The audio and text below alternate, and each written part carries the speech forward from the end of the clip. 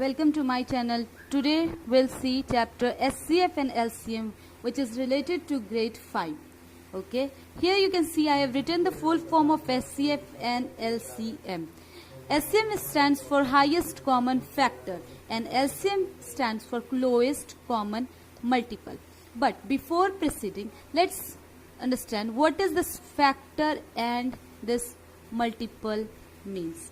सबसे पहले हम लोग समझेंगे ये फैक्टर और मल्टीपल्स होता क्या है. So here you can see I have already written the definition. What is the factor? A number which divides the given number exactly is called a factor of the given number. A number which divides the given number. अगर कोई number जो भी दिया हुआ number है उसे exactly divide करे, ठीक है, जैसे 6 डिवाइडेड बाई 2. 6 को एग्जैक्टली डिवाइड कर सकता है कितनी बार में?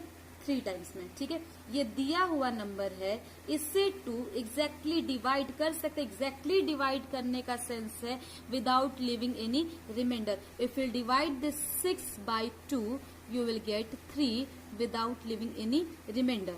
Okay, so we can say that, again come to the definition, a number which divides the given number exactly is called the factor of the given number.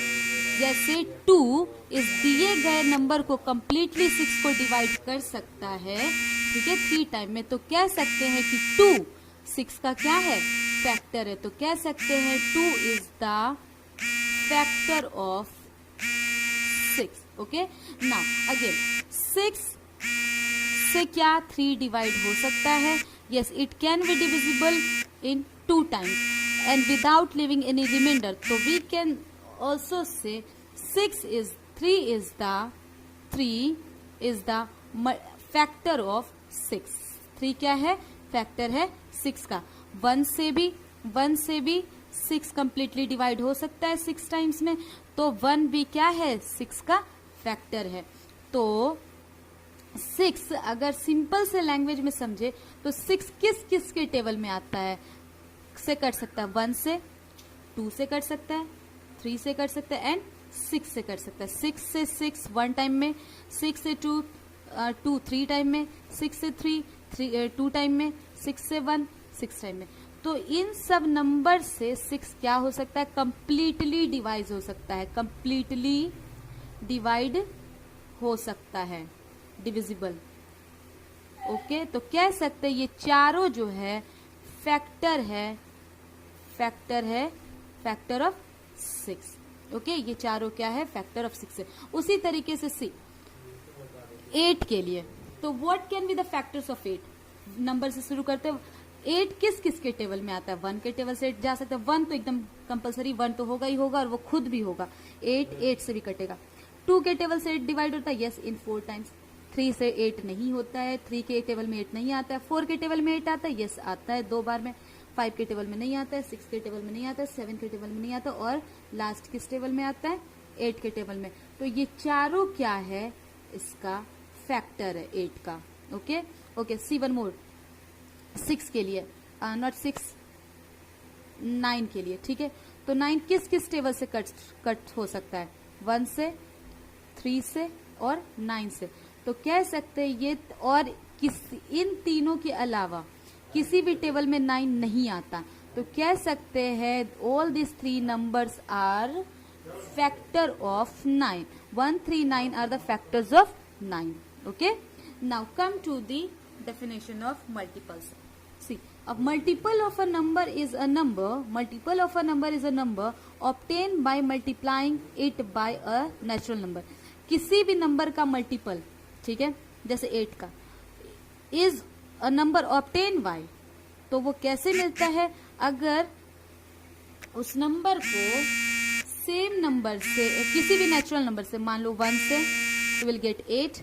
Now 8 को दूसरे natural number से 16, 8 को तीसरे नेचुरल नंबर से we will get 24, 8 को चौथे number से तो we will get 32. तो ये सब जो है आपका मल्टीपल है किसका, 8 का। तो इन सिंपल लैंग्वेज कह सकते हैं जब भी मल्टीपल की बात हो तो बस टेबल याद होना चाहिए हम लोगों को। जब भी मल्टीपल की बात हो तो क्या होना चाहिए हम लोग के दिमाग में, टेबल याद रहना चाहिए, ठीक है।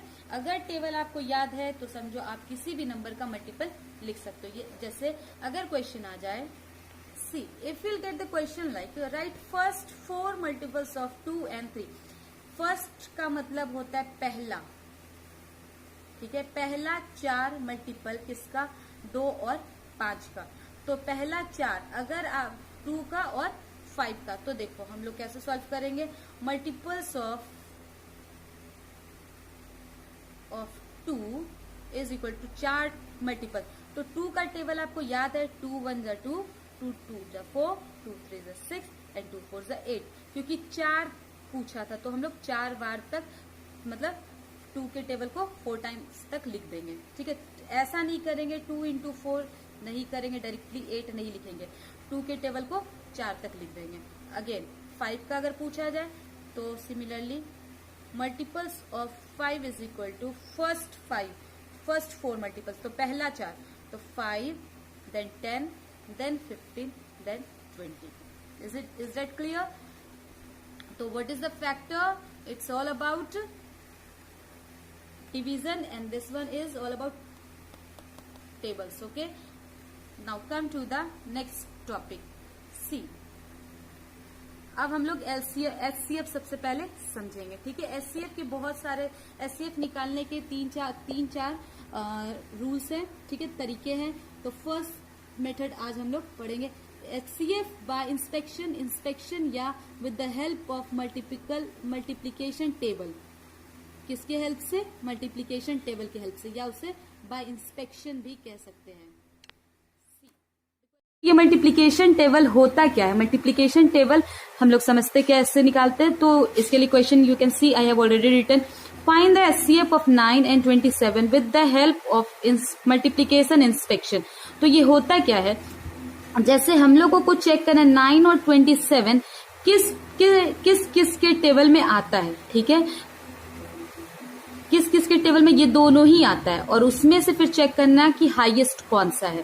तो अगर आप देखो तो 1 के टेबल से तो 1 के टेबल में तो ये दोनों ही आता ही है, ठीक है। 2 के टेबल से तो ये जाएगा नहीं दोनों। 3 के टेबल में 9 भी आता है। अगर 3 को चेक किया जाए, 3 into 3 किया जाए तो विल गेट 9, ठीक है। और 3 को अगर 9 टाइम मल्टीप्लाई करेंगे विल गेट 27। तो 3 के टेबल में ये दोनों ही आता है, ठीक है। एंड और किसी के नहीं, फिर 9 के टेबल में चेक किया जाए तो 9 को एक बार मल्टीप्लाई करेंगे विल गेट 9, फिर 9 को अगर 3 टाइम्स मल्टीप्लाई करेंगे वी विल गेट 27। ओके, तो किस के टेबल में आया? ये 1 के टेबल में दोनों ही आता है, 3 के टेबल में दोनों ही आता है, फिर 9 के टेबल में दोनों ही आता है, ठीक है। तो कह सकते हैं 1, 3 और 9 के टेबल में ये दोनों आता है। तो अब देखो लिखेंगे कैसे, we find both 9 and 27, we will write in the table of 1, 3 and 9। इन तीनों के टेबल में पाया जाता है, 1, 3 और 9 के टेबल में 9 और 27 दोनों ही पाया जाता है। कोई एक नहीं, दोनों को चेक करना है कि किस टेबल में पाया जाता है। तो इन तीनों टेबल में पाया जाता है, लेकिन as you can see the name is highest. Okay, तो which one is highest among this 3? 9। तो what will be the HCF? 9 is the hence HCF of 9 and 27 is equal to 9। तो 9 और 27 का HCF क्या है? हाईएस्ट। इन तीनों में क्या था? 9। तो 9 is the HCF of 9 and 27। Okay, see one more question, then it will be get more clear. Okay, now the question is written, find the HCF of the numbers with the multiplication table by inspection। ठीक है, तो again see 18 and 27 पहला question, second one is 15 and 28। think about the number in which this 18 and 28 both comes। okay, तो if we will see then 1 के table में तो it is compulsory, ठीक है। 1 से तो दोनों ही नंबर होगा ही, 1 दोनों का कॉमन फैक्टर होगा ही होगा। फिर अगर हम 3 के टेबल में चेक करते हैं तो 3 के टेबल में 18 आपका कितनी बार में करता है? 6 टाइम में। और 3 के टेबल में 27 आपका 9 टाइम में आता है। फिर 4 के टेबल से तो जाएगा नहीं दोनों टेबल। 5 के टेबल से ये दोनों डिविजिबल है नहीं, 6 के टेबल से ये है पर 27 नहीं है, हम लोग को दोनों को लेकर चलना है। 7 के टेबल से नहीं जा सकता, 8 के टेबल से दोनों नहीं जा सकता।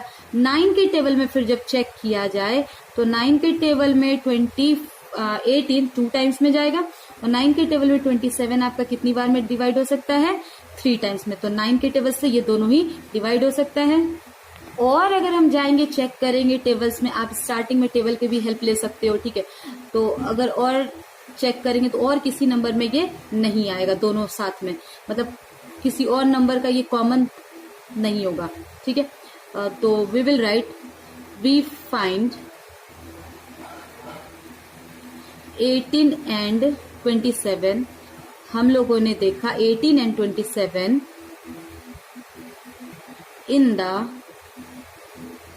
multiplication table of 1, 3 and 9। 1, 3 और 9 में इन दोनों को देखा, ठीक है। तो again according to the name it's HCF means highest common factor. तो which one is highest among 1, 3 and 9? It's 9. Then again HCF of 18 and 27 is equal to 9. Okay. Now come to the next question. See, it's 15 and 28. Now tell me, is there is any number in which both this 15 and 28 comes except one? 15 और 28 दोनों किसी भी table से साथ में नहीं कटता है, ठीक है। किसी भी टेबल से साथ में नहीं कटता है एक्सेप्ट 1 के। तो we can write we find both 15 and 28 in the multiplication table of only सिर्फ 1 के। ओके, तो we can write HCF of 15 and 28 is equal to 1. Okay, thank you.